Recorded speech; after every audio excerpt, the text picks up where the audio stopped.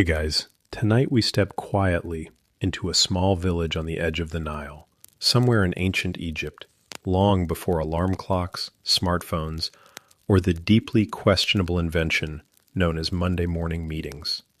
The sky above you is just beginning to soften from deep indigo into dusty pink, and the air still carries the coolness of night before the desert sun starts its daily attempt to roast everything in sight.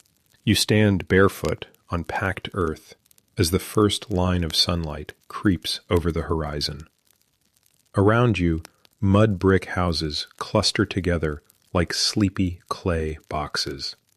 Their flat roofs catch the early glow, while thin trails of smoke begin to curl upward from cooking fires. Somewhere nearby, a rooster announces the morning with dramatic enthusiasm, clearly convinced he personally controls the sunrise.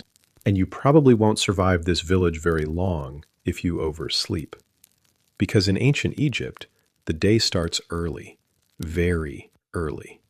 Like before the sun has even decided whether it feels like rising early. So before you get comfortable, take a moment to like the video and subscribe. But only if you genuinely enjoy what I do here. And while you're settling in, drop a comment telling me where you're listening from and what the local time is. I always love seeing how far these quiet, nighttime journeys travel around the world. Now, dim the lights. Maybe turn on a fan for that soft background hum. And let's ease into tonight's journey together. You shift your weight on the dusty ground and take a slow breath. The smell of damp earth mixes with wood smoke and the faint sweetness of crushed grain. This is not one of Egypt's glittering cities like Thebes or Memphis. Those places belong to temples, palaces, and ambitious officials. This place belongs to farmers. Most ancient Egyptians lived in villages like this one, small clusters of families stretched along the fertile banks of the Nile. Historians estimate that over 80% of the population worked directly in agriculture. The river was everything.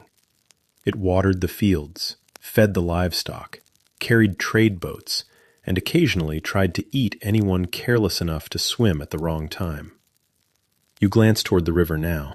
Just beyond the fields, the Nile flows slowly through the dawn mist, wide and quiet, like a giant snake that has no particular rush to go anywhere. Each year the Nile floods, spreading dark, fertile mud across the fields. This black soil is so rich that the ancient Egyptians actually called their land Kemet, meaning the Black Land. Everything beyond it, the endless desert, was known simply as Deshret, the Red Land. Black meant life, red meant death, sand, and extremely poor farming opportunities. A narrow path leads between houses, and as you wander along it, you notice how closely everything is packed together. The homes are made from sun-dried mud bricks, a mixture of Nile mud, straw, and patience. The bricks dry in the sun until they harden into sturdy blocks. It's not glamorous architecture, but it works. Some of these houses will last decades, unless the Nile decides to rearrange things during a particularly enthusiastic flood season. You run your hand along one wall and feel the rough texture of straw mixed into the clay. It's cool from the night air. Above you, a ladder leans against the side of the house, leading to the flat rooftop. Rooftops, by the way, are extremely important in ancient Egyptian homes. They're used for sleeping during hot nights, drying grain, chatting with neighbors, and occasionally pretending you're supervising important things while actually avoiding chores. Inside one of the houses, you hear movement. A wooden door creaks open, and a woman steps out carrying a clay jar. She barely glances at you. Strangers wandering through villages were not entirely uncommon, especially along river routes. She heads toward the communal well area, where several other villagers are already gathering. The day's first chore is underway. water collection. Fetching water sounds simple until you remember it must be done every single day, usually several times. No taps, no pumps, just jars, muscle, and patience. You follow slowly behind the villagers as they gather near the well. The sun climbs higher now, turning the sky into pale gold. A few children chase each other between houses, their laughter echoing through the narrow lanes. Ancient Egyptian children didn't attend school unless their families were wealthy or connected enough to train them as scribes. Most kids learned life the practical way, watching adults and slowly being handed more responsibilities, which usually means chores, lots of chores. One small boy carries a bundle of reeds twice his height. He looks extremely proud of himself, even though he keeps bumping into walls. A girl nearby is helping her mother grind grain using a large stone quern. The rhythmic scraping sound fills the morning air. Grinding grain was exhausting work. To make enough flour for bread, someone had to push a heavy grinding stone back and forth for hours. Modern historians studying ancient skeletons have even found that many Egyptian women developed worn joints from years of this motion. So the next time your arm feels tired from scrolling on your phone, just remember the ancient Egyptian breakfast preparation workout. As the village wakes fully, animals begin to stir too. A skinny goat bleats somewhere behind a fence made from woven reeds. Chickens scratch at the dust in search of something edible, which, judging by their enthusiasm, could be almost anything. Even the village dogs begin their daily patrol. These scruffy creatures look suspiciously like modern street dogs, though they carry themselves with the confidence of animals who believe they are absolutely essential to village security. They are not entirely wrong. Dogs helped guard homes and sometimes assisted with hunting. Meanwhile, cats, already highly respected in Egyptian culture, roam freely through the settlement, quietly hunting mice that might otherwise devour precious grain stores. One sleek cat passes you now, tail raised like a royal banner. In ancient Egypt, harming a cat could lead to serious punishment, partly because they protected food supplies. Also, cats clearly knew they were important. By now the sunlight has reached the rooftops, and the cool dawn air is beginning to warm. The village is fully awake. People move through the alleys carrying baskets, tools, and jars. Beyond the houses, the green farmland waits. And before long, you'll be heading there too, because in this village, the fields decide how every single day unfolds. But for now, the morning is still gentle. The Nile glimmers quietly in the distance, birds wheel through the brightening sky, and the rhythm of village life begins its slow, familiar pulse. And you are right in the middle of it. The village is fully awake now, and you quickly realize that if you stand around doing nothing, someone will probably hand you a tool. Ancient Egyptian villages run on an unspoken rule. If you have 2 functioning arms, congratulations, you're part of the workforce. The woman you saw earlier balancing the clay jar has already returned from the well. She moves with practiced ease, carrying the heavy vessel on her head as if gravity simply forgot to apply to her. Inside the house, she pours the water carefully into a large storage jar tucked in the corner. Water is precious here, even beside the Nile.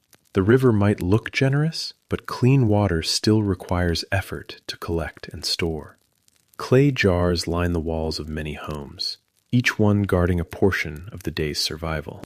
You duck inside the house behind her and let your eyes adjust to the dim interior. Ancient Egyptian homes rarely had many windows, partly to keep the heat out, and partly because mud brick walls aren't exactly designed for panoramic views. The room is simple: a low stool, a woven reed mat, a clay oven built against one wall. That's about it.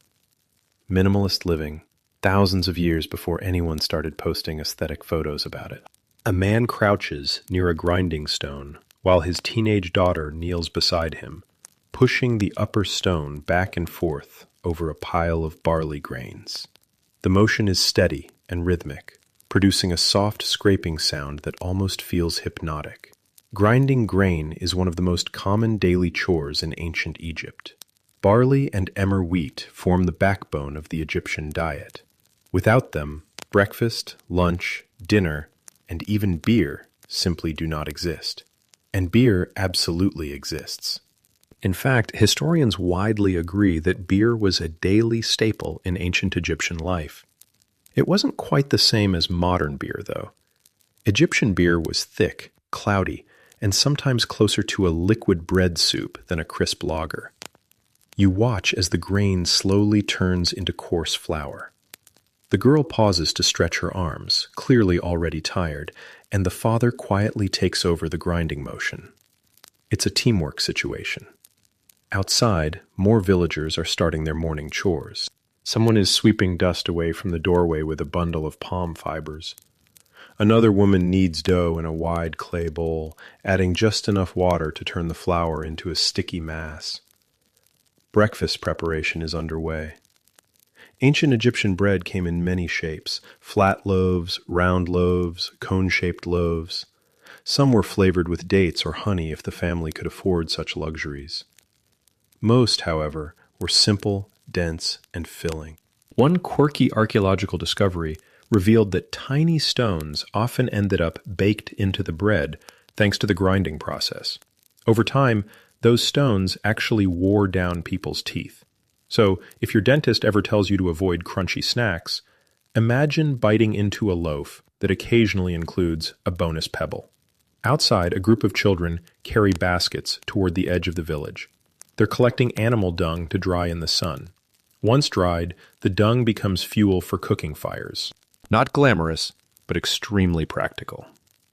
The morning sun climbs higher, and with it comes the familiar heat of Egypt.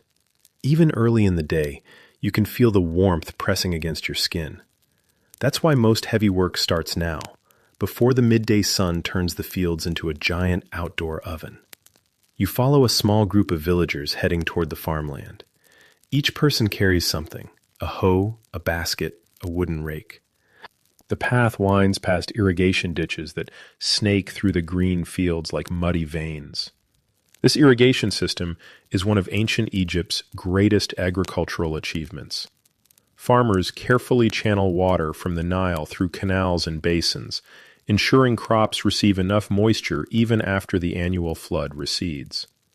Historians still argue whether early irrigation systems were organized mostly by local villages or controlled more tightly by state officials under the pharaoh. Either way, maintaining these canals requires constant labor. A farmer steps into one ditch now and uses a wooden shovel to redirect water into a nearby field. The muddy water slowly spreads across the soil, soaking the ground where young plants push upward. Barley grows here. Wheat, too. Along the edges of the field, you notice flax plants swaying gently in the breeze. Flax fibers are used to make linen, one of Egypt's most important materials. Linen clothing, linen bandages, linen sails. If ancient Egypt had a fabric of the nation, linen would absolutely win the award. As you walk between fields, the smell of wet earth fills the air. Birds hop through the crops, searching for insects. Somewhere in the distance, an ibis glides across the sky toward the riverbank. Farming here isn't just about planting seeds. Timing matters. The entire agricultural calendar revolves around the Nile's yearly flood cycle. The Egyptians divided their year into 3 seasons: Akhet, the flood season; Peret, the growing season; and Shemu, the harvest. Right now, judging by the lush green fields around you, you're somewhere in the growing season. A farmer bends to inspect the soil, rubbing it between his fingers before nodding with quiet satisfaction. Good soil means good harvest. Good harvest means full grain stores. And full grain stores means surviving the year. You pass a small shrine at the edge of the field, a simple clay structure with a carved figure inside. Someone has left a small offering of bread and flowers. Religion is everywhere in ancient Egypt, even in the fields. The farmer pauses briefly at the shrine and mutters a short prayer, perhaps to Osiris, god of agriculture and rebirth, or maybe to Happy, the spirit of the Nile's life-giving flood. Either way, divine assistance is always appreciated when your entire food supply depends on weather, water, and luck. The sun climbs higher still, and sweat begins to gather along your neck. The day's real work is about to begin. And if you thought grinding grain was tiring, just wait until you meet the fields. You step off the dusty village path and into the fields, where the ground immediately feels softer under your feet. The soil here is dark and damp, rich with the black silt left behind by the Nile's last flood. Every step leaves a faint impression, like the earth is quietly reminding you that it's the true owner of this place. Around you, farmers are already working. Some kneel beside rows of young crops, pulling weeds by hand. Others swing wooden hoes in slow, steady rhythms, breaking up clumps of soil so the plants can breathe. The air smells like wet mud and crushed greenery, a scent that somehow manages to feel both earthy and strangely comforting. If you were expecting peaceful pastoral farming, though, ancient Egyptian agriculture quickly corrects that assumption. It's hard work. Really hard work. The farmer nearest you wipes sweat from his brow and nods toward the irrigation ditch beside him. A narrow channel of Nile water trickles through it, carefully guided by small mud barriers that villagers constantly adjust. These irrigation basins are the backbone of Egyptian farming. Long before modern irrigation systems existed, ancient farmers developed a clever way to control the river's floodwaters. They built networks of canals and basin fields that trapped water long enough for the soil to soak it in before slowly draining. This technique allowed crops to grow even after the floodwaters receded. Historians widely consider this basin irrigation system one of the major reasons ancient Egypt could support such a large population along an otherwise unforgiving desert river valley. Of course, the system works beautifully, as long as everyone keeps it maintained, which means villagers regularly spend days clearing silt, repairing canal walls, and redirecting water flow. One man ahead of you is knee-deep in a ditch right now, shoveling mud under the bank while muttering something that probably isn't a prayer. You step carefully around him and move deeper into the fields.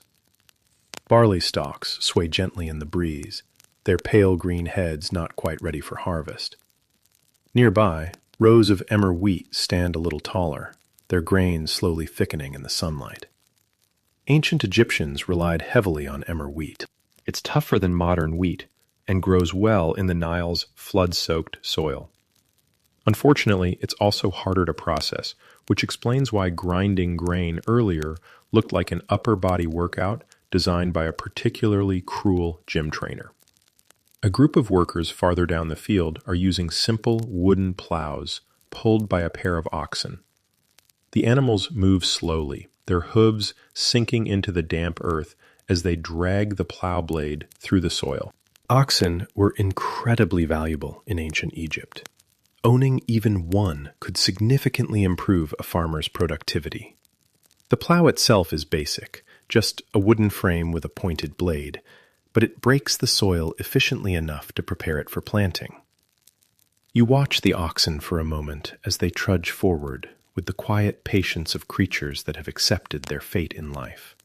Historians believe plow agriculture became widespread in Egypt around the Old Kingdom period.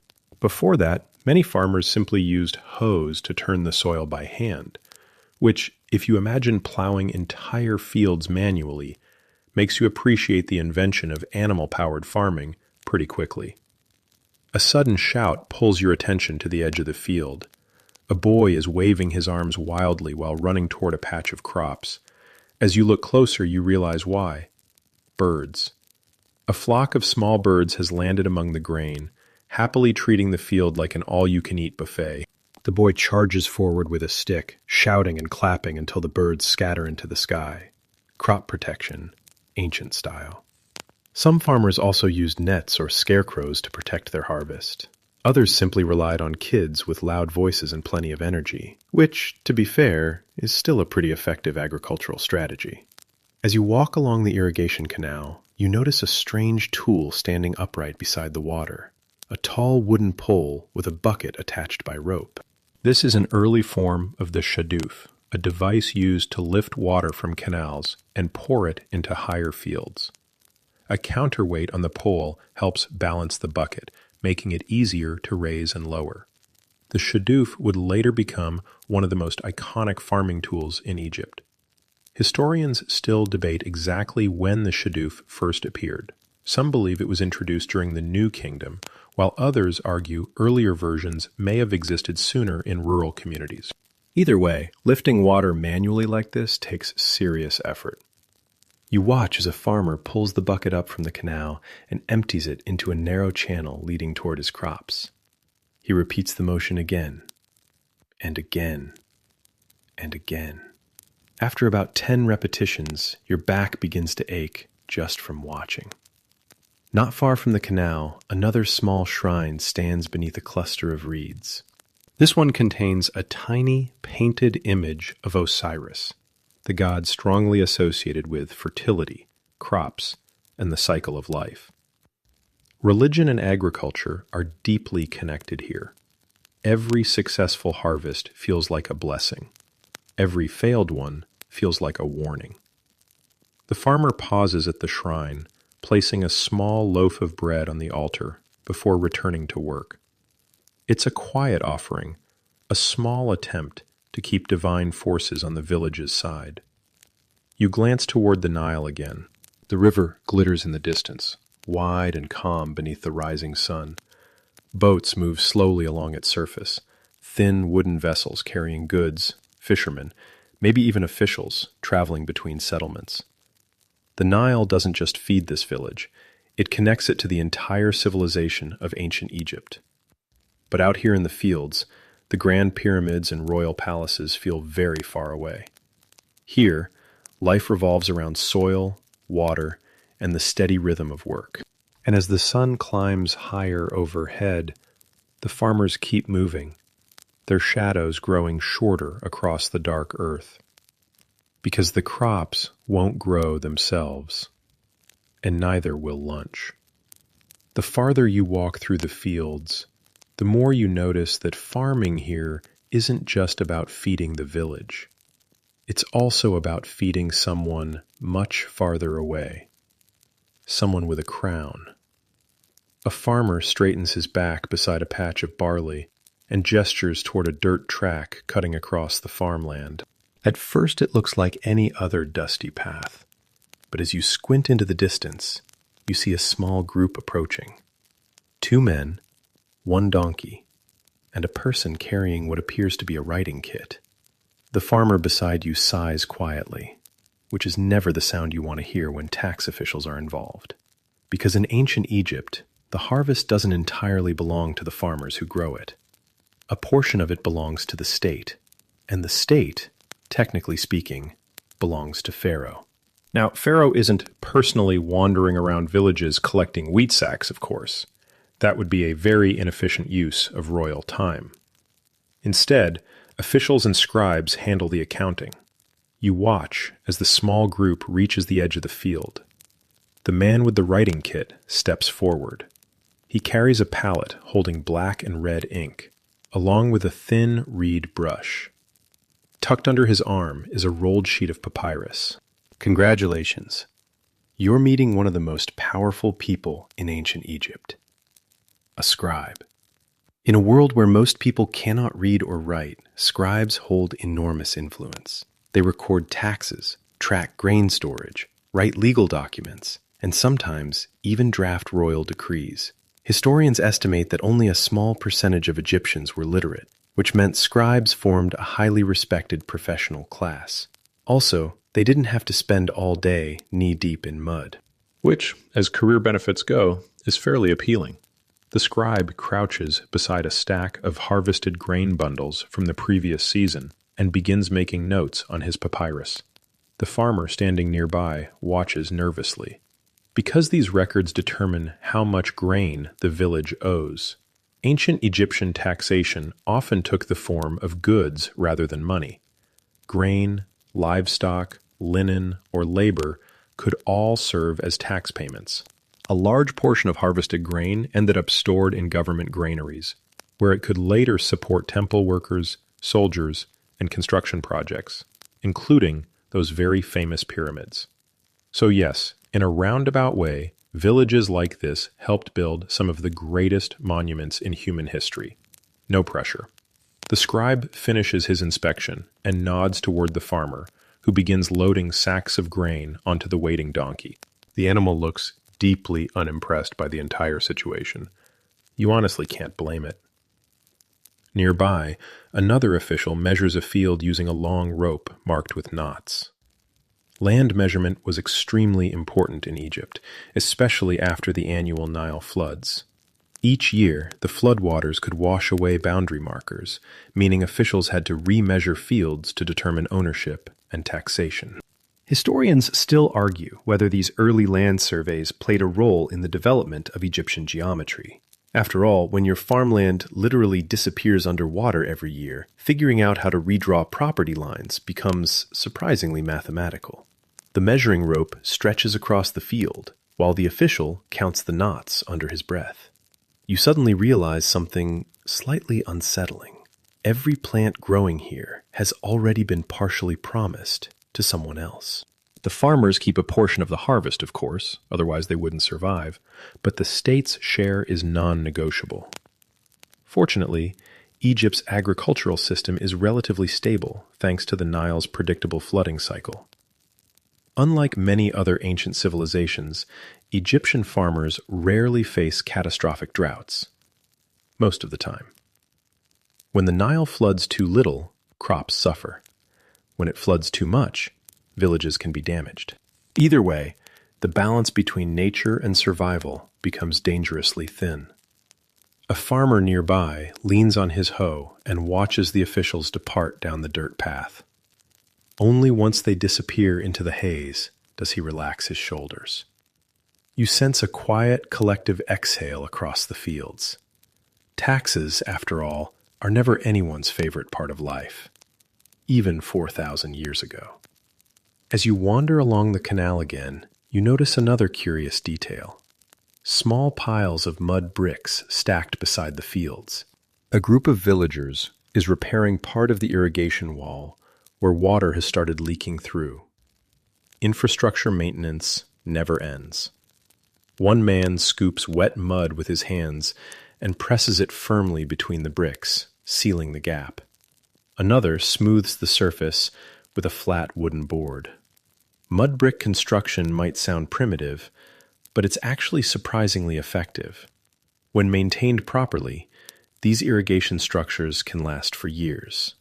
Still, they require constant attention, and that attention comes from the villagers themselves. One older farmer pauses beside you and gestures toward the distant desert hills. Somewhere beyond those hills lie Egypt's grand temples and royal cities. But here in the countryside, life is simpler. Work the fields, pay the taxes, hope the Nile behaves itself. Repeat next year. A breeze drifts across the farmland now, rippling through the barley like waves in a green sea. The sunlight glints off the irrigation water, sending bright reflections dancing across the muddy banks. For a moment, despite the labor and the taxes and the endless chores, the place feels strangely peaceful. The kind of quiet rhythm that comes from thousands of years of people doing exactly the same work. Growing food, feeding families, and quietly supporting an empire that stretches far beyond these humble fields. But the sun is climbing higher now, and the heat is starting to settle over the land, which means the farmers will soon head back toward the village.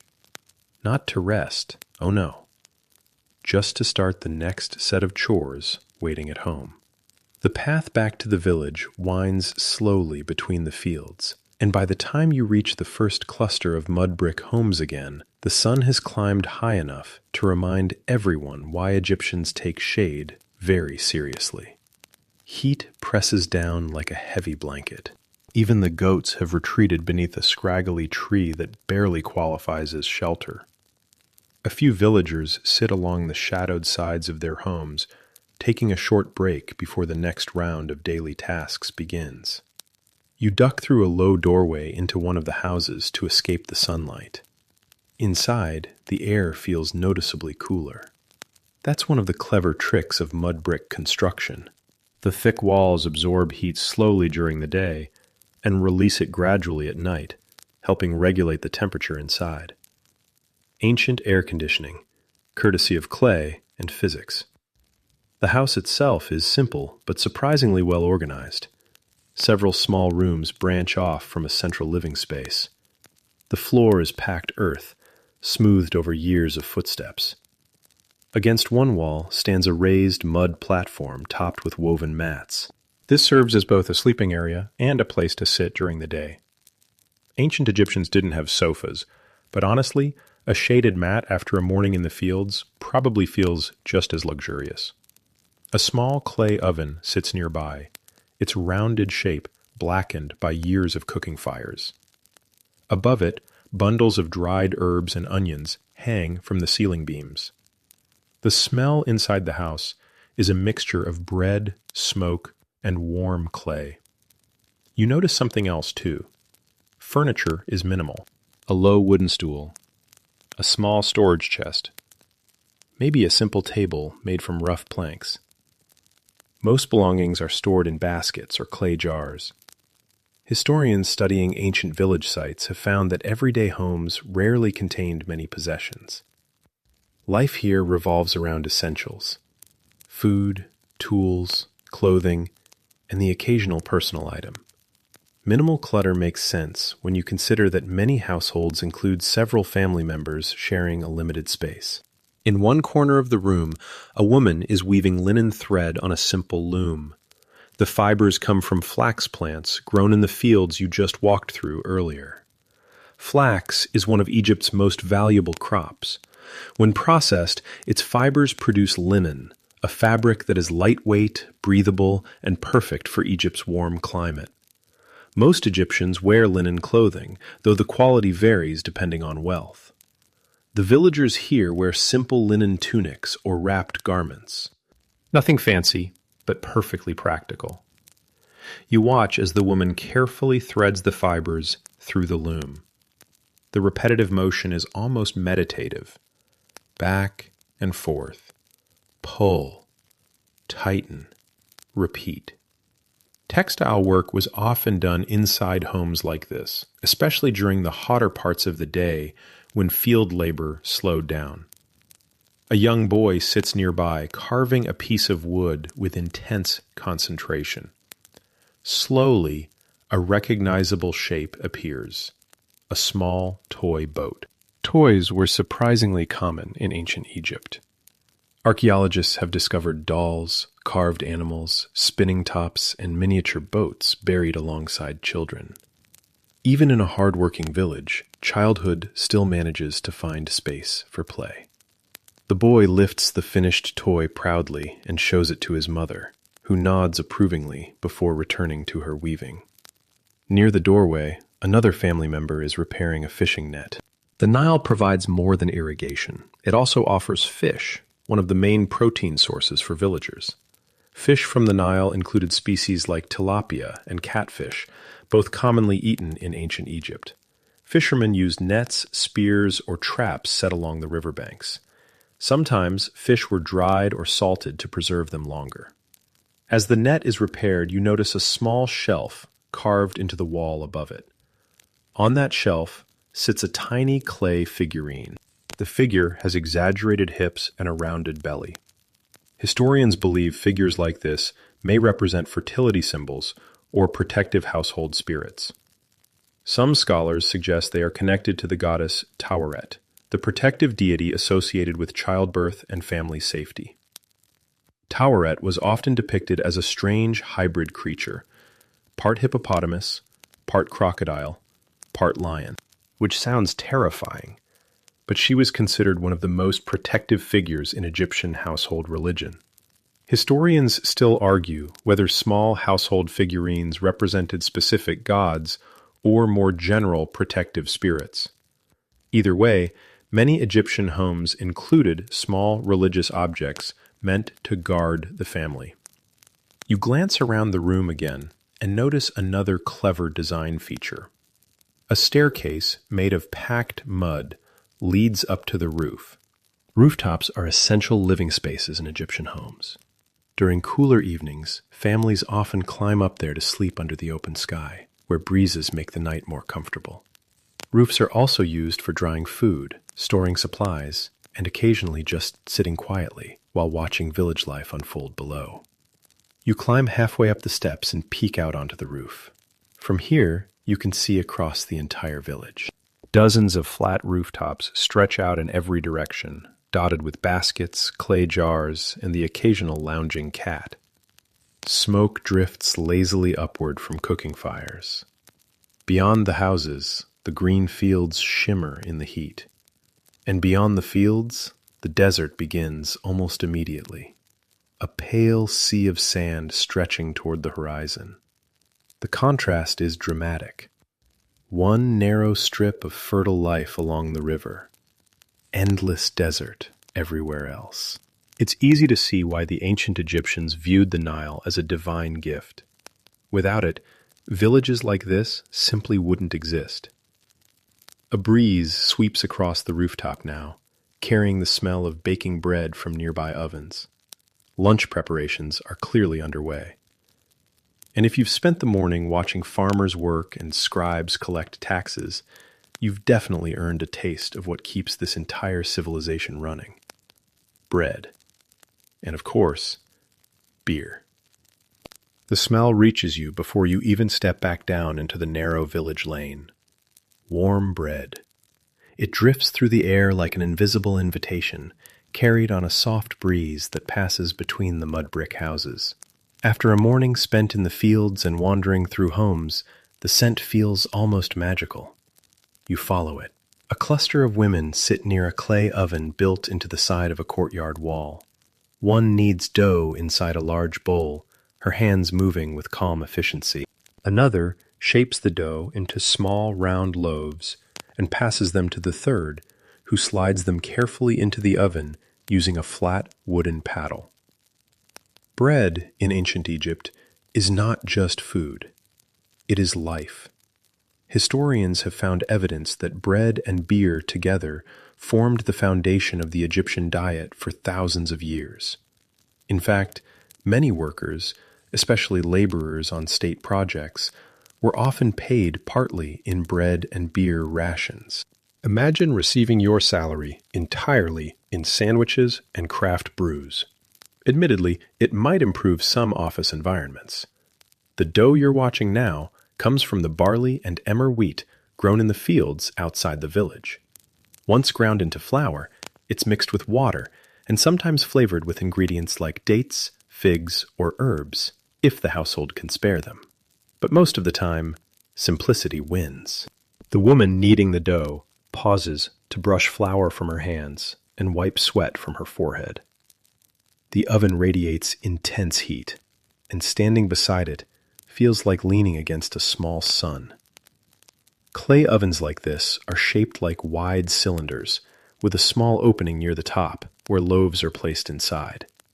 The walls hold heat extremely well, allowing several batches of bread to bake in succession. A few minutes later, the baker pulls out a finished loaf and taps the crust lightly. It makes a satisfying hollow sound. Success. She sets the bread aside to cool on a woven tray. The crust is golden brown, though you can already see small dark flecks embedded in the surface. Remember those grinding stones from earlier? Those tiny fragments of grit occasionally sneak into the flour. Archaeologists studying Egyptian skeletons have discovered that many people had heavily worn teeth because of it. So every meal here comes with a very mild dental adventure. Nearby, another pot sits bubbling over a small fire. Inside, a thick mixture of soaked grains slowly ferments. Beer. Ancient Egyptian beer is a fascinating creation. Unlike modern beer, which is filtered and clear, Egyptian beer is cloudy, dense, and sometimes more like a nutritious porridge than a beverage. It's brewed by partially baking barley bread, crumbling it into water, and allowing natural fermentation to take over. The result is mildly alcoholic and full of nutrients. Historians believe beer was safe to drink partly because the fermentation process killed harmful bacteria that might exist in untreated water. So technically, drinking beer was sometimes healthier than drinking straight water. That's probably the most ancient doctor's orders anyone has ever enjoyed. The brewer lifts a clay ladle and stirs the mixture slowly. A sweet, slightly sour aroma rises from the pot. When the beer finishes fermenting, it will be poured into large jars and shared among family members. Even children sometimes drank weak versions of beer because it was a common daily beverage. Think of it as the ancient equivalent of a protein shake. A group of men arrives from the fields just as the first bread is ready. Their linen tunics are dusty, and their faces shine with sweat from the morning's labor. They sit on low stools or mats beneath the shade of the courtyard wall, while one of the women distributes the food. Bread is torn apart by hand and dipped into small bowls of stew made from lentils, onions, or beans. Occasionally, fish from the Nile makes its way into the pot as well. The flavors are simple but satisfying. You take a piece of bread yourself. It's dense, slightly nutty, and still warm from the oven. A little rough around the edges, but after a long morning, it tastes perfect. One of the farmers raises a clay cup filled with fresh beer and drinks deeply. He exhales with quiet satisfaction. Lunch, it seems, is the closest thing ancient Egyptians have to a formal break. As everyone eats, conversation begins to ripple through the group. Someone mentions a boat seen on the river earlier that morning. Another jokes about a neighbor whose goat somehow escaped again and wandered into the barley fields. That goat, apparently, has developed a reputation. A young boy runs past, carrying a handful of dates, nearly tripping over a sleeping dog stretched across the courtyard. The dog opens one eye, decides the situation is not worth investigating, and returns to sleep. Life here moves at a steady pace. Work, food, rest, then work again. On a small ledge nearby, you notice another curious object. A jar sealed with clay and stamped with a mark. That mark likely indicates the contents belonged to a particular household or were measured for storage. Ancient Egyptians kept detailed records of grain supplies, especially in larger communities. Historians still debate how organized these local storage systems were, whether villages managed them independently or under stricter state supervision. Either way, food storage was critical. A poor harvest could quickly turn comfortable village life into a desperate struggle. The group finishes their meal slowly, wiping crumbs from their hands and brushing dust from their clothes. Clay cups are refilled one last time before everyone rises to continue the day, because lunch may be satisfying, but the village still has plenty of work left before sunset. The courtyard slowly empties after lunch, though the village itself doesn't exactly fall silent. Instead, the rhythm of activity simply changes. The heavy field work pauses while the sun hangs high and merciless overhead, but hands remain busy everywhere you look. Ancient Egyptian villages are full of small, skilled jobs that quietly keep daily life functioning. You wander down a narrow lane and soon hear a steady tapping sound. Not loud, more like the patient rhythm of someone who knows their craft well. Tap, tap, scrape. Inside a shaded workshop space, a potter sits cross-legged beside a simple pottery wheel. His hands move slowly over a lump of wet clay spinning beneath his fingers. With gentle pressure, the clay begins to rise and widen, transforming into the familiar shape of a storage jar. Pottery is everywhere in ancient Egypt. Clay jars hold water, grain, beer, oil, spices, basically anything that needs to be stored. Archaeologists have found thousands upon thousands of pottery fragments at village sites because broken pottery rarely gets thrown far away. It just becomes part of the ground over time. The potter lifts a small cord and slices the finished vessel free from the spinning wheel. He sets it aside to dry beside several others waiting in neat rows. Later, they'll be fired in a kiln to harden them permanently. Historians believe pottery making in Egypt dates back long before the pyramids were built, making it one of the oldest continuous crafts in the region. And in villages like this, the potter's work is essential. Because when your entire food supply depends on storage jars, you definitely want a good potter. The man glances up at you briefly before returning to shaping another piece. He doesn't rush. Clay rewards patience. A little farther along, you come across another craftsman, crouched beneath a reed canopy.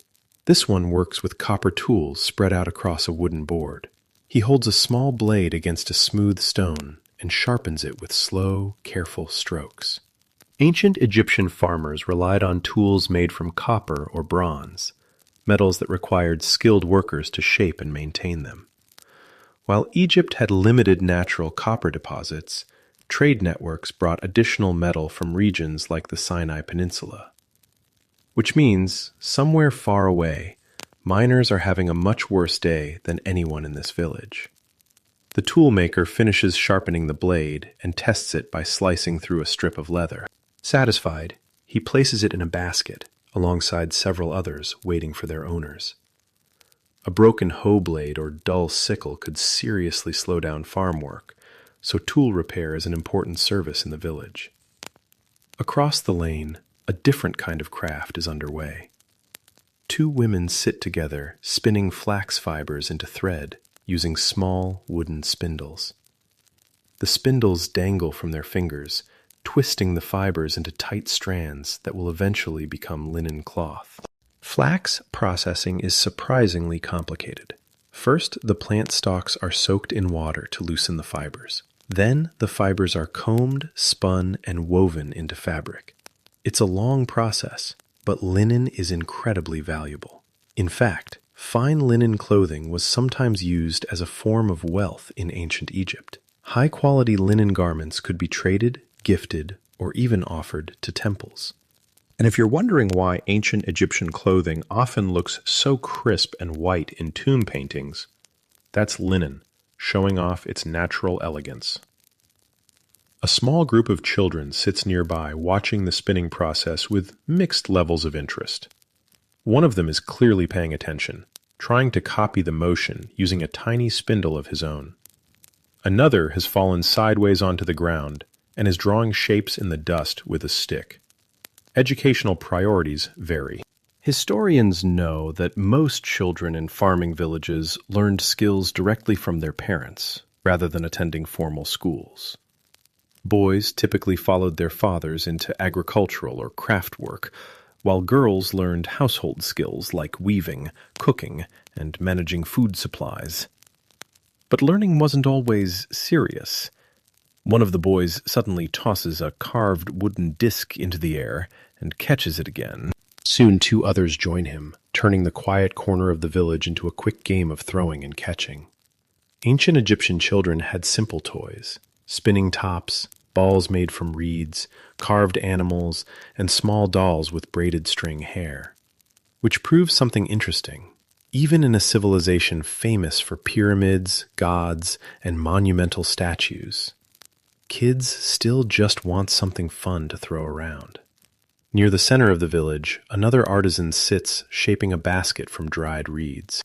His hands weave the flexible strands together with incredible speed, creating a sturdy container that can carry grain, vegetables, or tools.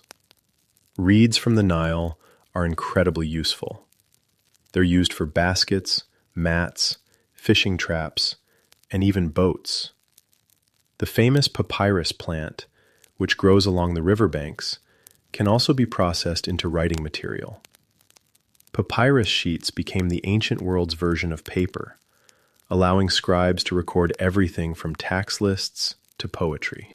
Historians still debate how widespread papyrus writing was among ordinary villagers, though. While scribes used it regularly, most rural Egyptians probably encountered written documents only occasionally, which means the potter, toolmaker, spinner, and basket weaver all contribute to village life without ever needing to write a single word. Their skills speak for themselves. A warm breeze moves through the street now, rustling the hanging reeds and stirring the fine dust along the ground. The heat of midday begins to soften slightly. Soon the farmers will return to their fields, but before that happens, the village continues humming quietly with the sound of craftsmanship, hands shaping clay, spinning thread, sharpening metal. 1,000 small skills working together, keeping the village alive. The afternoon sun begins to tilt slightly westward, and with it comes a small burst of energy among the youngest residents of the village. While the adults finish their crafts, check their tools, or prepare for another trip to the fields, the children have found a rare pocket of freedom. And like children in any era, they use it immediately. You hear laughter before you even see them. Around the corner of a narrow alley, a small group of kids has gathered in a dusty, open space between two houses. The ground here is worn smooth from countless footsteps, making it the unofficial village playground. One boy tosses a small ball made of tightly wrapped reeds toward another, who tries and fails to catch it. The ball hits his shoulder and rolls into the dust, causing a burst of laughter from everyone nearby. Ancient Egyptian children had surprisingly creative games. Archaeologists have discovered small balls made from leather or plant fibers, along with carved figurines, toy boats, and even board games. One of the most famous games from ancient Egypt is Senet, a board game played with small pieces moving across a grid of squares. Historians believe Senet may have been played as early as 2600 BCE, and it was popular among both ordinary people and royalty. Of course, the village children here don't have a carved game board at the moment. Instead, one girl kneels down and begins drawing a grid in the dust using a stick. Improvisation is the mother of entertainment. She places small pebbles in the squares while explaining the rules to a younger child who looks deeply suspicious of the entire system. Nearby, another pair of children is constructing something that looks vaguely like a miniature boat, using sticks and bits of reed. Given that the Nile is only a short walk away, toy boats are an obvious favorite. Some historians even think these toys helped children learn about real river navigation later in life. Or, more realistically, kids just thought boats were cool. One of the boys finishes his tiny vessel and proudly places it on the ground. The others lean in to inspect it like a panel of very serious maritime engineers. A girl points at the uneven side of the boat and shakes her head. Apparently, ancient peer review can be brutal. Not all playtime is carefree, though. Even while they laugh and argue over the best design for a reed boat, several children keep glancing toward nearby houses, because chores are never far away. In most Egyptian villages, children begin helping with daily tasks from a young age, carrying water jars, feeding animals, gathering firewood, small jobs that gradually grow bigger as they age.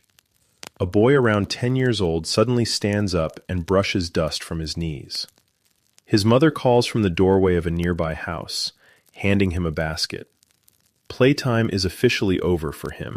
He accepts the basket with the weary expression of someone who knows exactly what's coming next. Goat duty. You follow him down a narrow path toward the edge of the village, where a small enclosure holds several goats and a pair of stubborn-looking sheep. Goats were common livestock in ancient Egypt, prized for their milk, meat, and ability to survive on very little vegetation. They're also extremely good at escaping. As the boy opens the enclosure gate, one goat immediately attempts a bold dash for freedom. The boy sighs and gently nudges it back with the practiced patience of someone who's had this exact conversation with the same goat multiple times. A little farther along, another child helps her older sister collect bundles of dried reeds from beside the irrigation canal. The reeds will be used later for weaving mats or repairing baskets. Work blends naturally into play here. You notice something interesting as the children move around the village. Many of them wear small amulets tied around their necks or wrists. These protective charms were incredibly common in ancient Egypt. Parents often gave them to children to ward off illness, bad spirits, or simple bad luck.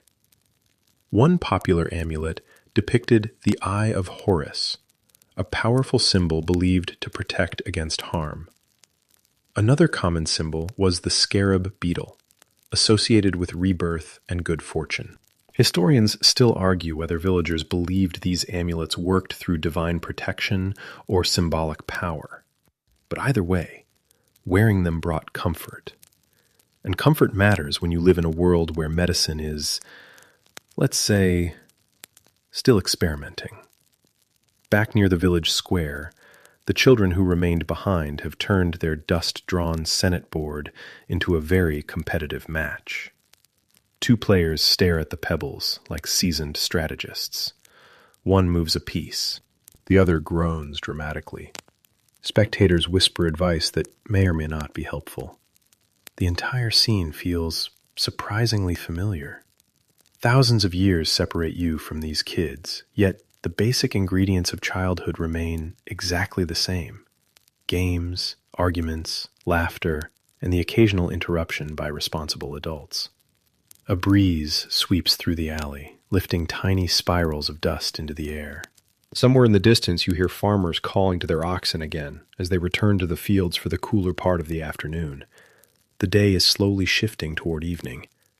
But for now, the village echoes with the sound of children's voices, bright, energetic, and wonderfully unconcerned with taxes, irrigation systems, or the endless cycle of adult responsibilities.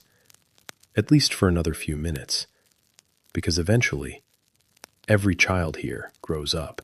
And when they do, the village will be waiting with plenty of work. The laughter of the children slowly fades behind you as you wander deeper into the village again. The afternoon light has softened slightly, turning the dusty lanes into warm shades of gold and amber. Long shadows stretch along the walls of mud brick homes, and the air carries the faint scent of baked earth. But something else catches your attention now. Small shrines. Once you start noticing them, they appear everywhere. A tiny carved niche in a wall, a painted clay figure resting on a shelf, a small bundle of flowers placed beside a statue no larger than your hand. Religion in ancient Egypt isn't confined to massive temples or towering statues of gods. It lives inside homes, courtyards, and quiet corners of villages, like this one. You stop beside a doorway where a woman carefully lights a small oil lamp. The flame flickers to life, casting gentle shadows across a painted figure sitting inside a shallow alcove in the wall. The figure has the head of a lioness and the body of a woman. Sekhmet. She is one of the many gods Egyptians believe influence the world around them. Sekhmet represents both destruction and protection, a fierce guardian capable of unleashing disease or preventing it. It's complicated being a god. The woman places a small offering of bread beneath the figure before whispering a brief prayer. Her voice is soft, almost private, like she's speaking to an old friend who happens to control terrifying cosmic powers. In ancient Egypt, religion weaves through daily life like thread through linen. There are gods for rivers, gods for harvests, gods for the sun, the sky, the dead, and even the strange in-between moments of existence. And villagers acknowledge them constantly. Across the street you notice another small shrine. This one decorated with a rounded figure that looks almost cheerful. A squat body, a large belly, a funny little face. This is Bes, one of the most beloved household gods in ancient Egypt. Unlike the tall, elegant gods often carved on temple walls, Bes looks almost cartoonish. He sticks out his tongue, has a scruffy beard, and often appears dancing or holding musical instruments. His job is simple: protect the home. Bes guards families from evil spirits, nightmares, and anything else unpleasant that might sneak into a house at night. He's especially popular among parents because he's believed to watch over children. Historians think Bes may have originated from older folk traditions rather than official temple worship. But over time, his popularity spread across Egypt. Apparently, people enjoy having a slightly goofy-looking protector around. Inside another home, you glimpse a small wooden chest with several amulets laid neatly inside. Amulets are everywhere in Egyptian culture. Tiny charms carved from stone, faience, or metal. Each one carries a symbol believed to hold special power. The Ankh, symbol of life. The scarab, symbol of rebirth. The Eye of Horus, protection and healing. Villagers wear them around their necks, stitch them into clothing, or place them inside homes. Some amulets are even buried with the dead to protect them in the afterlife. Which brings you to another quiet reality of village belief. Ancient Egyptians are deeply concerned with what happens after death. They believe life continues beyond this world, and the journey to the afterlife requires preparation, protection, and a little divine assistance. Large cities build grand tombs and elaborate burial chambers. Villagers work with what they have. Just beyond the far edge of the village lies a small burial ground. Simple graves, marked with stones or small mounds of earth. Nothing like the pyramids you've seen in books. Yet the belief behind them is exactly the same. The idea that life continues. Historians still argue whether villagers fully embraced the complex afterlife beliefs described in royal tombs and temple texts.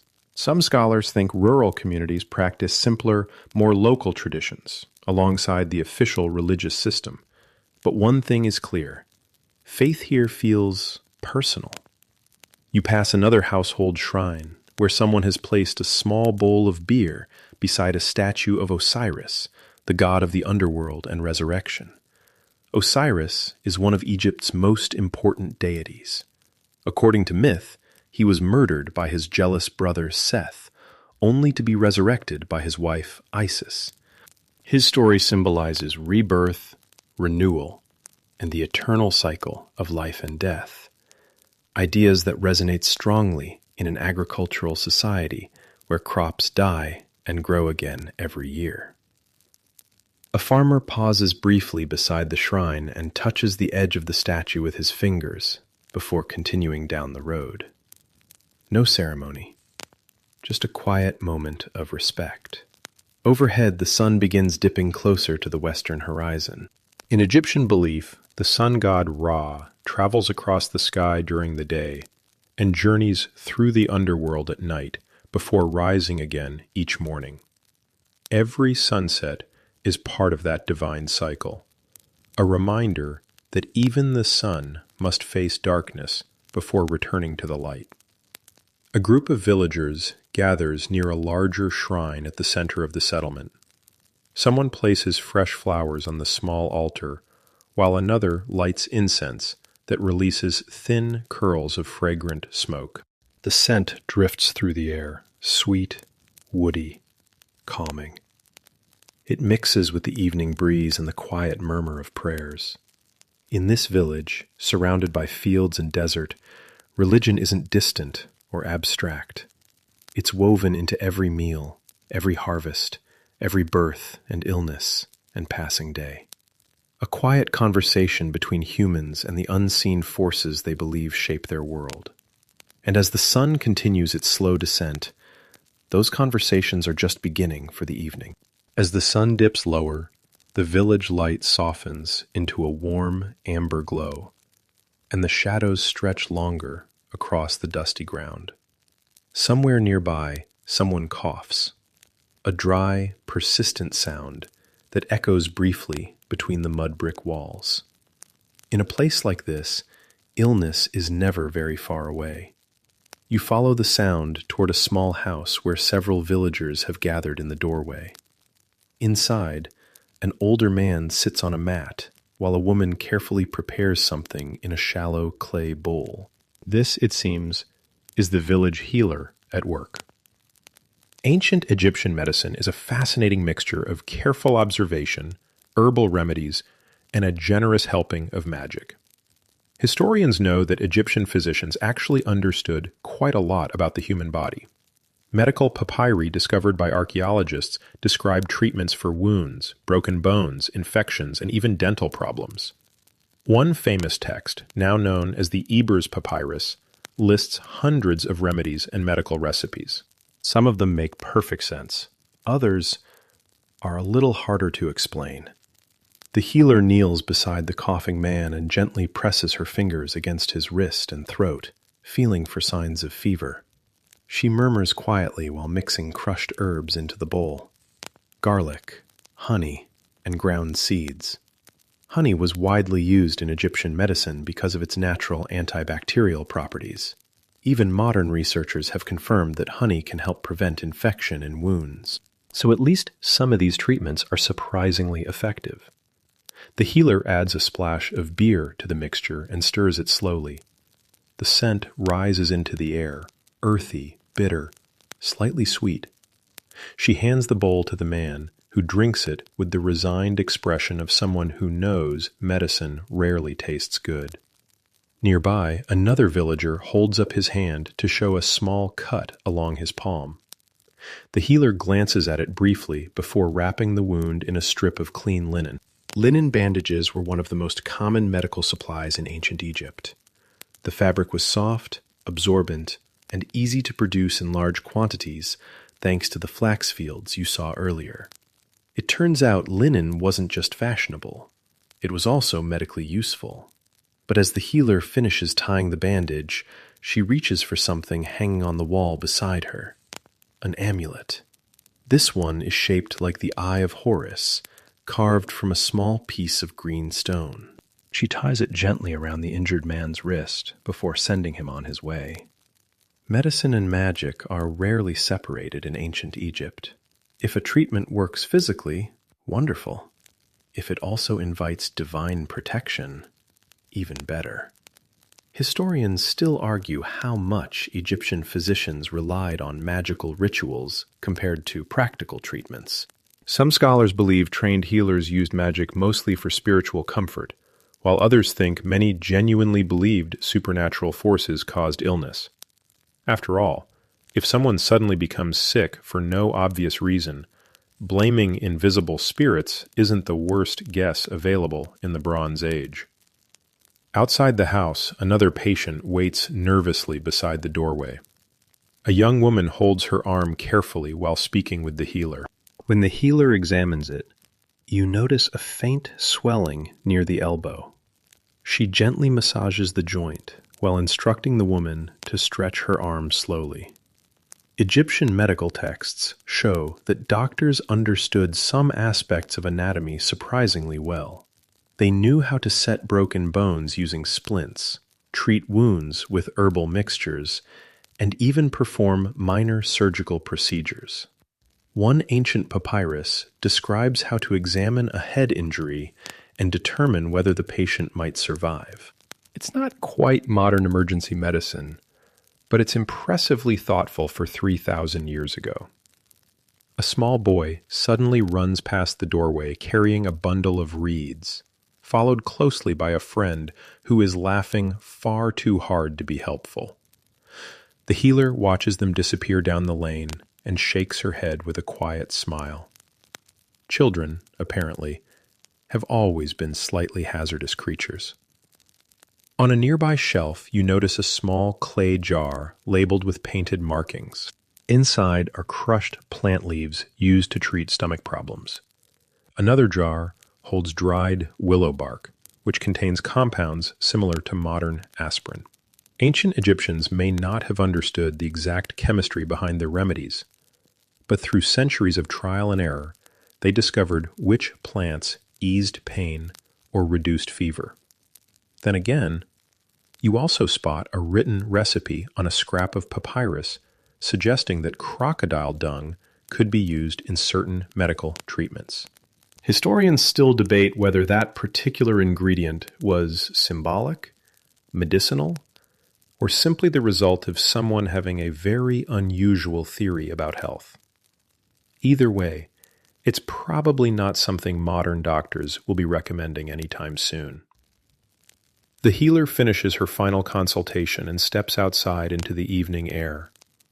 The temperature has cooled noticeably, and the sky is beginning to fade toward deep orange.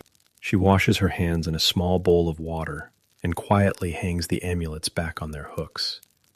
Another day of keeping the village healthy, or at least trying her best. In a world without hospitals, antibiotics, or health insurance forms, healing depends on knowledge, patience, and a little faith. And as the last patients drift away into the village streets, the sounds of evening begin to take over. The sky above the village slowly shifts from bright amber to a deeper shade of gold.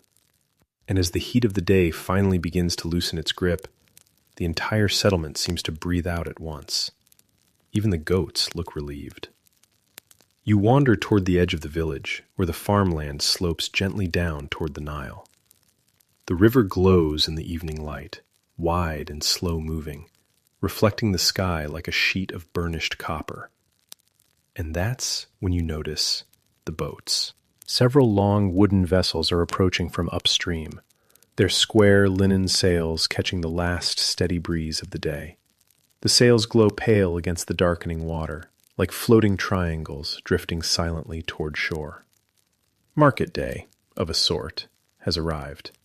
In villages like this, traders often travel along the Nile carrying goods between settlements. The river acts as Egypt's great highway, connecting small farming communities to larger towns and cities many miles away. Without the Nile, long-distance travel through the desert would be painfully slow. With it, boats can glide quietly from place to place. As the first boat reaches the riverbank, two men jump ashore and begin securing the vessel with thick rope tied to a wooden post hammered into the mud. Another trader lifts a woven basket from the deck and carries it carefully toward the waiting villagers. Word travels quickly in a small place like this. Within minutes, several residents gather near the riverbank to see what the traders have brought. The first basket opens to reveal dried fish wrapped in palm leaves. A woman immediately begins negotiating, holding up a small sack of grain while speaking rapidly with the trader. Barter is the usual way business works here. Coins are still centuries away from becoming common currency in Egypt. Instead, people exchange goods directly: grain for fish, linen for pottery, tools for vegetables. Value is flexible, depending on what each person needs most. Another trader unloads several clay jars sealed with wax. When one lid is lifted, a sharp scent drifts into the air. Salted olives. A small luxury. Olive trees don't grow easily in every part of Egypt, so olives often travel through trade routes from other Mediterranean regions. That means a jar of olives in a small farming village feels like a little taste of the wider world.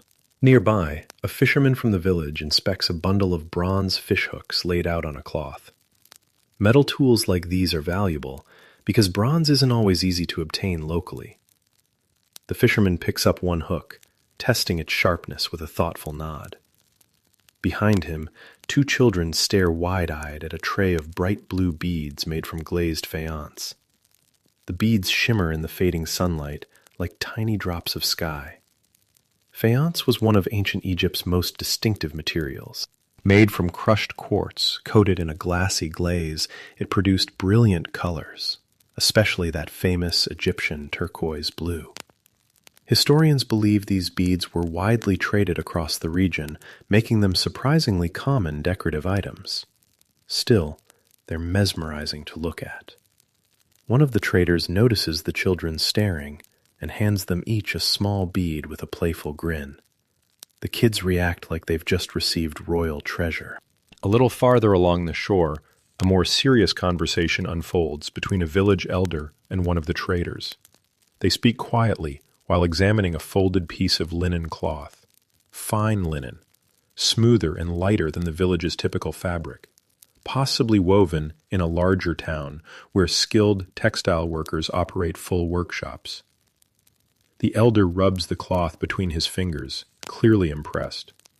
Historians still debate how often small villages interacted with larger trade networks. Some scholars believe rural settlements remained mostly self-sufficient, while others argue that regular river trade kept even remote communities connected to broader economic systems. Standing here now, watching the traders unload their goods, it's easy to imagine the river acting as a steady thread linking countless villages together.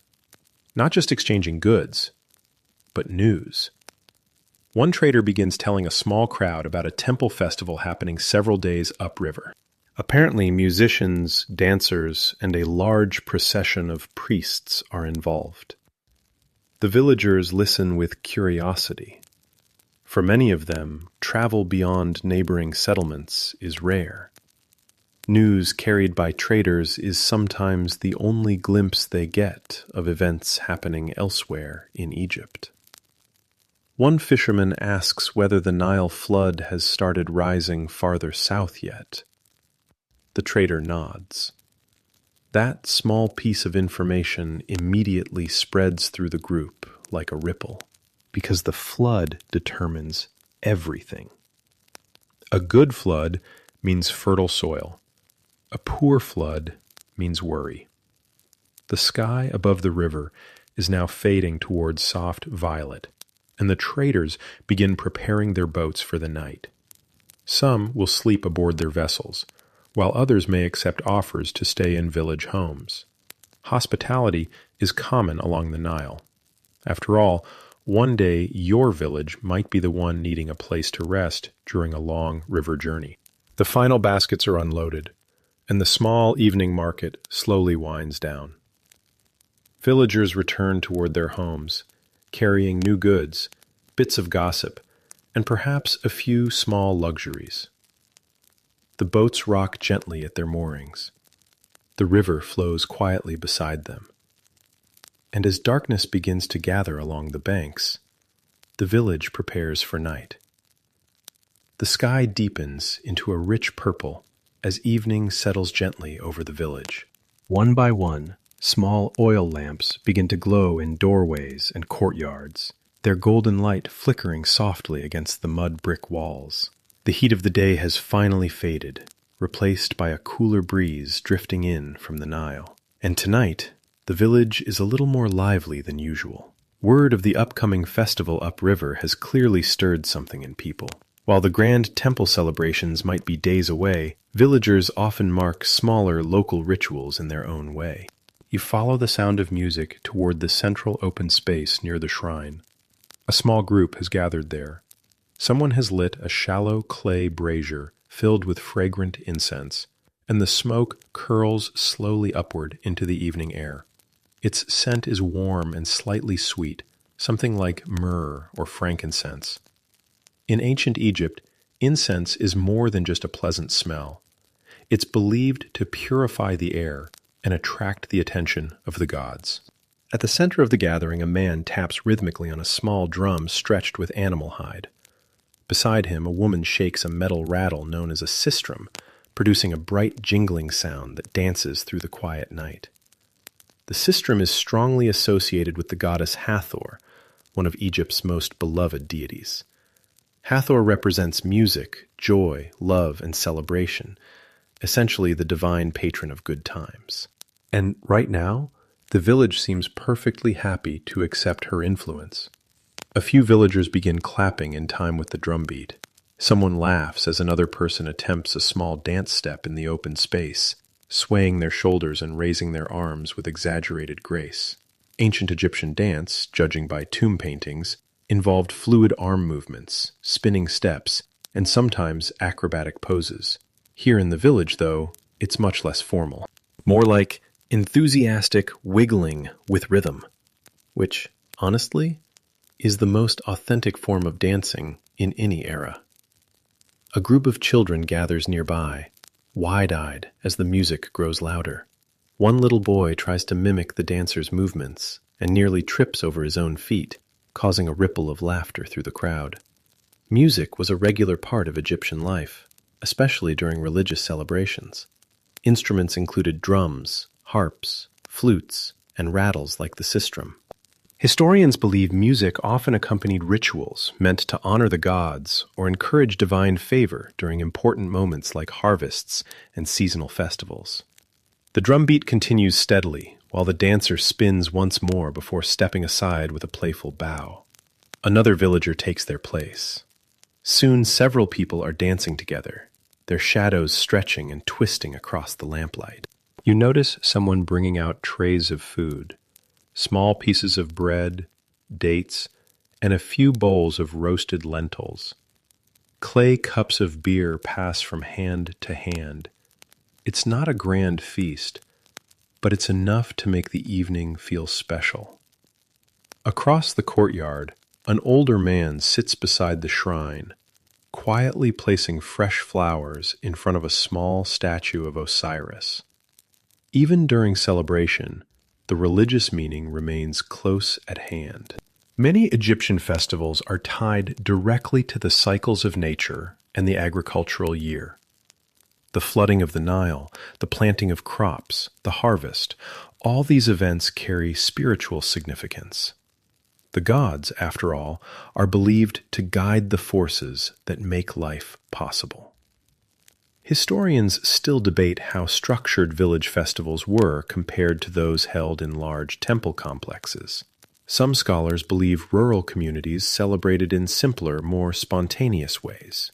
Standing here now, watching villagers laugh and dance beneath the stars, that theory feels very convincing.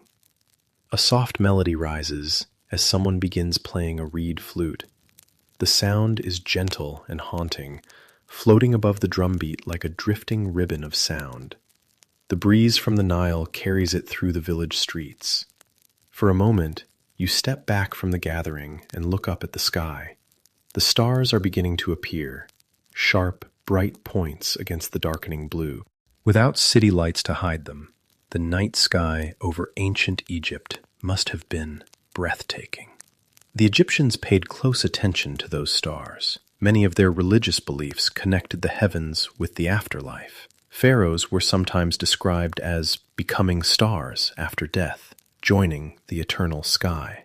Certain constellations also helped mark the seasons and guide agricultural calendars.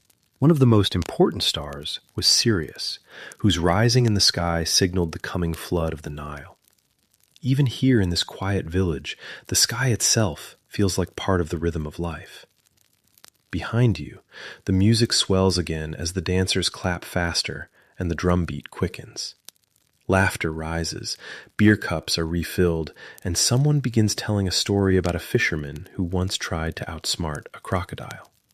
The story gets dramatically more exaggerated with every sentence. And while historians might debate the details of village festivals, there's no debate about this moment.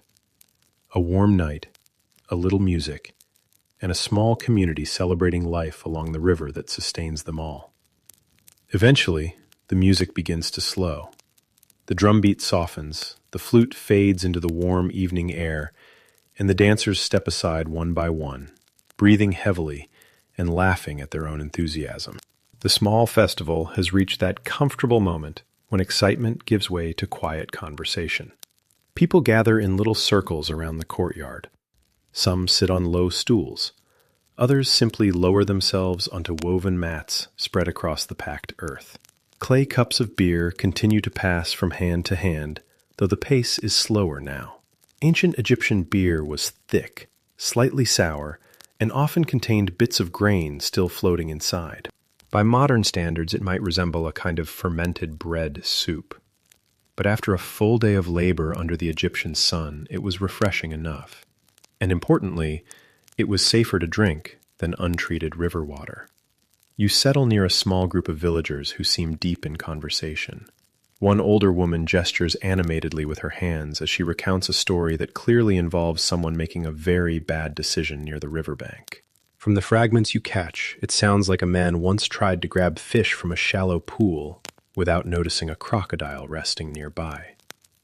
The punchline, judging from the laughter, involves the man losing his sandals and most of his dignity. Storytelling was one of the most common forms of evening entertainment in ancient villages. Without written books circulating among common people, stories were passed down by memory. Tales of clever farmers, foolish officials, mischievous gods, and dangerous animals filled countless nights like this. Some stories even echoed famous Egyptian literary works that scholars have discovered on papyrus. One example is The Tale of the Shipwrecked Sailor. This story, written nearly 4,000 years ago, tells of a sailor who survives a shipwreck and encounters a mysterious giant serpent on a magical island. It's part adventure tale, part moral lesson, and proof that ancient Egyptians enjoyed a good story just as much as anyone today. A young boy nearby listens closely as one of the older men begins telling another tale. This one about the god Ra traveling across the sky in his solar boat. Every night, Ra was believed to journey through the dangerous underworld, battling chaos and darkness before rising again at dawn. In Egyptian belief, the sunrise wasn't simply the start of a new day. It was the victory of order over chaos. Every morning, for thousands of years. The boy's eyes widen at the mention of giant serpents and underworld monsters. Clearly, this is the best bedtime story imaginable. A gentle breeze rustles through the palm trees at the edge of the village, carrying the faint smell of the Nile's cool water. Somewhere in the distance, a donkey brays softly. The village is slowly winding down. One family gathers their sleeping children and begins walking back toward their home, guiding them carefully along the dimly lit path between houses. Another villager collects the empty beer cups, stacking them into a woven basket. The small shrine near the courtyard remains lit by a single flickering lamp. Inside, the tiny statue of Osiris sits quietly, surrounded by the fresh flowers placed there earlier in the evening. Even after celebrations end, the presence of the gods remains part of daily life. In ancient Egypt, religion wasn't something reserved for special days or distant temples. It lived inside homes, courtyards, fields, and markets. A whispered prayer before sleep, an amulet worn around the neck, a small offering of bread placed before a statue. These quiet rituals formed a constant thread running through every ordinary day. You stand and stretch slightly, feeling the long hours of walking, observing, and absorbing village life. The night air is pleasantly cool now, a welcome contrast to the blazing heat that filled the afternoon. Looking around, you notice how simple the village appears in the dim light. Low mud brick homes, narrow dirt paths, a few palm trees swaying gently against the starry sky. And yet within these simple surroundings exists an entire world of relationships, routines, beliefs, and survival strategies carefully built over generations. For the people who live here, this isn't history. It's just life. A woman carrying a small oil lamp passes by you and smiles politely before disappearing into the doorway of her home. The warm light from inside spills briefly onto the street before the door curtain falls back into place. Little by little, the village grows quieter. Voices fade, footsteps disappear. The brazier in the courtyard burns low, its glowing coals casting a faint red light across the ground. In the distance, the Nile continues its slow, silent flow beneath the stars. For thousands of years, this river has shaped the rhythm of Egyptian life, flooding the fields, nourishing crops, and carrying boats filled with trade goods and travelers. Without the Nile, villages like this could not exist. But with it, a fragile yet enduring civilization has taken root along its banks. You take one last look at the empty courtyard where the music and laughter filled the air just an hour ago. Now, only quiet remains, the kind of deep, peaceful quiet that settles over places far from cities, where the night sky feels vast and ancient. Soon you'll find a place to sleep as well. But before the night fully claims the village, there is one more thing to experience. Because ancient Egyptian nights, despite their calm beauty, can still hold a few surprises. The village is nearly silent now. Oil lamps have been extinguished one by one, and most homes are dark except for the faint orange glow of dying embers inside cooking hearths. The night air feels cooler than before, drifting gently from the Nile and carrying with it the earthy scent of wet mud and river plants. You step carefully along the narrow dirt path between houses. Underfoot, the ground is packed hard by generations of footsteps. Occasionally, a small stone shifts, crunching softly in the quiet. Without modern lights, the darkness here is deep. But your eyes slowly adjust. The moon has risen partway above the horizon, casting a pale silver light over the village rooftops. Palm leaves sway gently, their shadows stretching long across the ground. Above everything, the stars burn brilliantly. Ancient Egyptians were keen observers of the night sky. Priests and astronomers tracked star movements carefully, using them to measure time and mark religious ceremonies. One important group of stars was known today as the decans, star patterns that rose at different times during the night and helped divide the hours before mechanical clocks existed. In other words, people here could tell the time simply by watching which stars appeared above the horizon.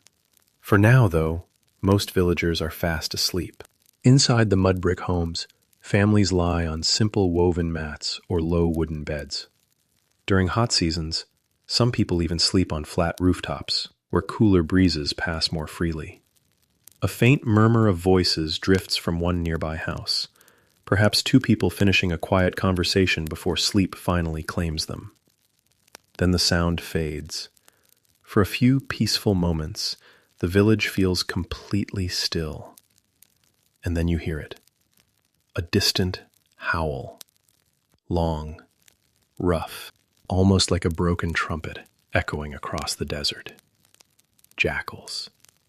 Several of them answer one another from different directions beyond the fields.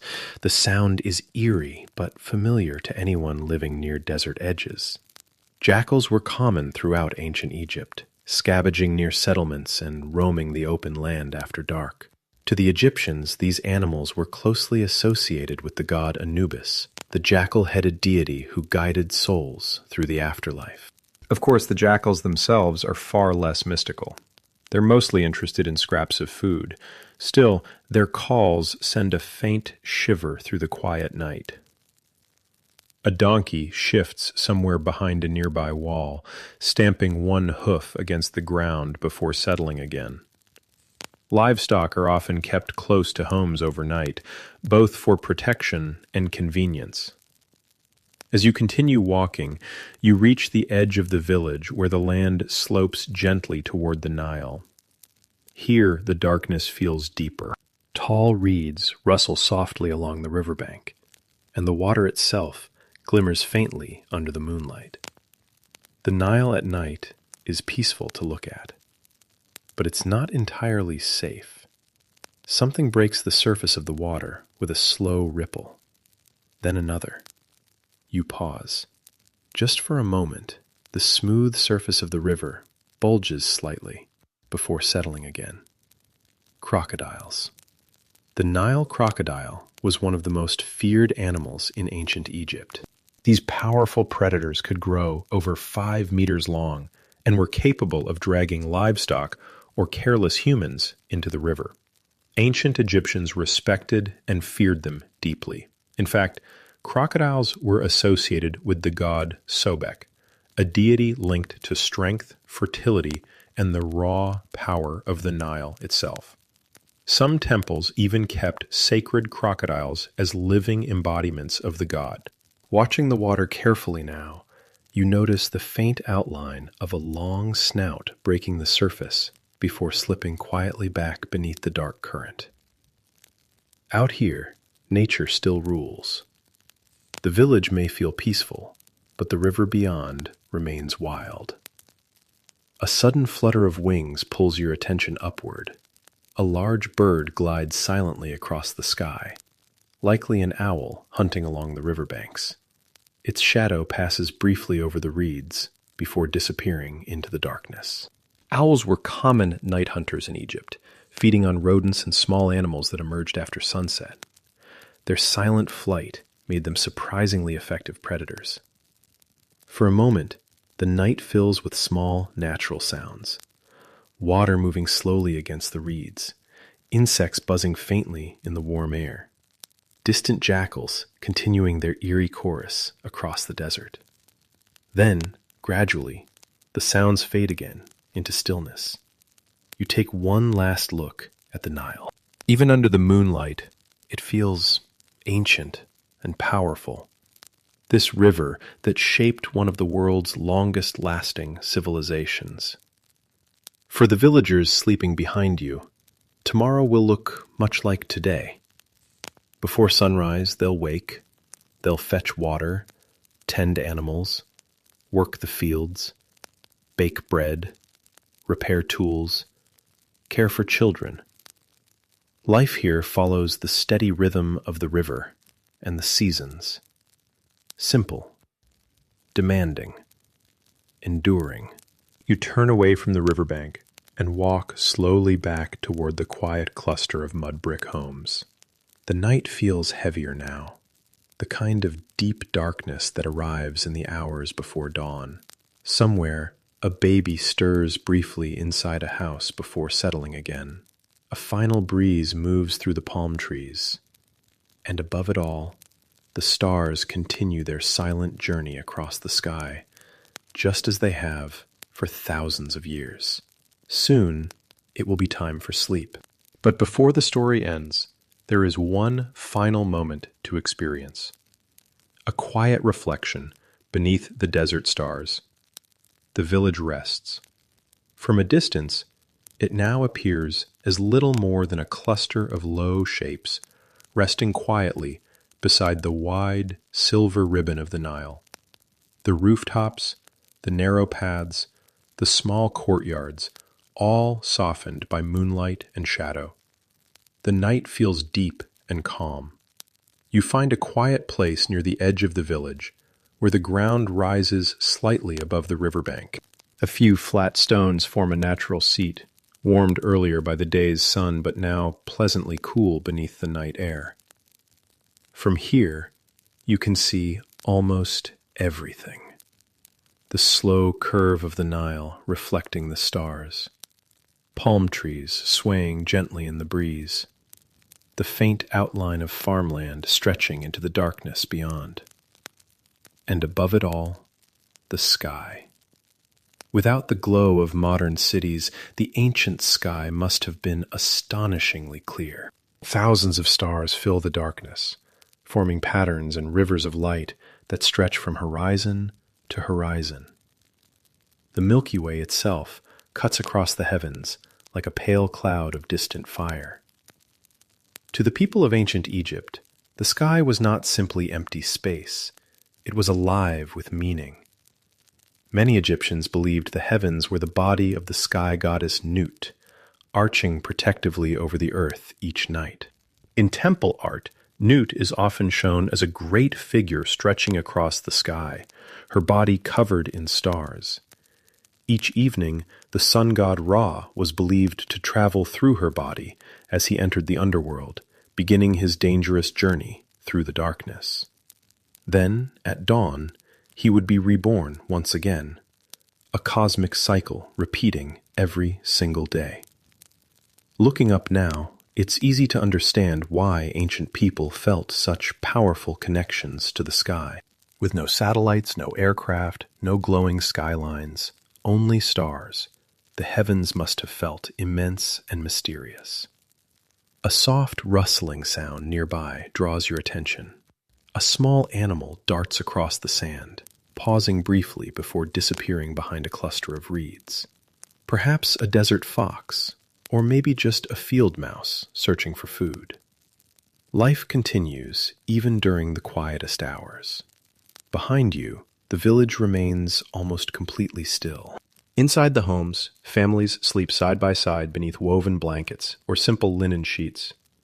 Some villagers may rest on their rooftops tonight, where the cooler air flows freely above the mud brick walls. The day's work has earned them this rest, and tomorrow, the same rhythm will begin again. That rhythm, steady and repetitive, was one of the defining features of life in ancient Egyptian villages. While pharaohs built massive pyramids and temples, most people lived lives shaped by farming seasons, family responsibilities, and local traditions. History books often focus on kings, monuments, and battles, but the true foundation of Egyptian civilization was built here, in villages like this, by farmers, potters, weavers, fishermen, and laborers. People who rose before sunrise. People who worked under the hot desert sun. People who depended on the Nile's floods and the cooperation of their neighbors to survive. And yet, within this simple life, there was also music, stories, festivals, friendship, faith in the gods, and quiet moments like this one beneath the stars. You glance again toward the river. The Nile continues its patient journey northward toward the distant Mediterranean Sea, just as it did thousands of years ago. Civilizations will rise and fall along its banks. Empires will change. Temples will crumble. But the river will keep flowing.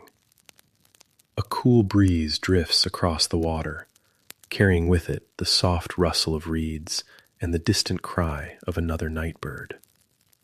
Somewhere far off, a jackal gives one final call before the silence returns. The night is deep now, the hour when even the most restless travelers begin to feel the gentle pull of sleep. Soon, the eastern horizon will begin its slow transformation from black to indigo, then purple, then gold, and the village will wake again. But for now, the ancient world rests. The stars glow quietly above the Nile. The mud brick homes sit peacefully beside the fields. And for a brief moment, you've stepped into the rhythm of life that shaped one of history's greatest civilizations. A simple village, a flowing river, and a night sky unchanged for thousands of years. Sleep comes easily here. And as your eyes finally close, the last thing you hear is the gentle whisper of the Nile moving through the darkness. Still flowing, still steady, still eternal.